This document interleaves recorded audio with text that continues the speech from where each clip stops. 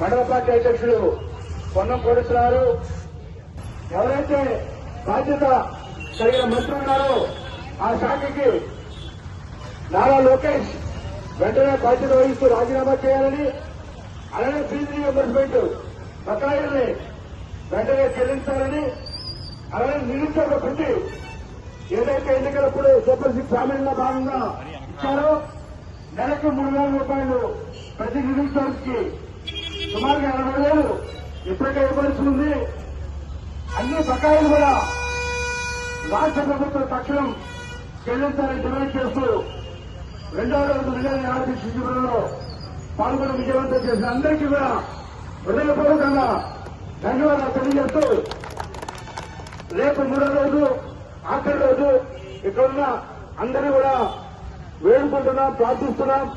మీరందరూ కూడా రేపు ఉదయం 9:30కి సంఘీభావం ప్రకటించడం కోసం ఇదే వేదిక దగ్గర రండి. రేపు వచ్చే మండలం అలానే జగ్గపేట మండలం 2 మండలాలకు సంబంధించిన నాయకులు, కార్యకర్తలు, యువకులు, విద్యార్థులు అలానే నిరుద్యోగ యువకులు కూర్చుంటారు కాబట్టి వారందరికీ కూడా సంఘీభావం ప్రకటించడం కోసం రేపు ఉదయం 9:30 కల్లా ఇక్కడున్న అందరూ కూడా వచ్చి సంఘీభావం ప్రకటించవలసి కోరుతా ఉన్నాం.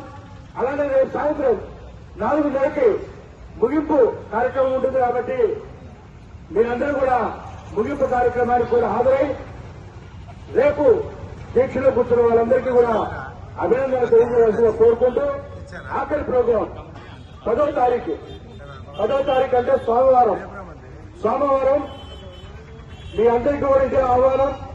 పార్టీ కార్యాలయం దగ్గరికి ఉదయం 9 గంటలకల్లా రండి. పెద్ద ఎత్తున ర్యాలీ జగ్గపేట పట్టణంలో జరగబోతా ఉంది.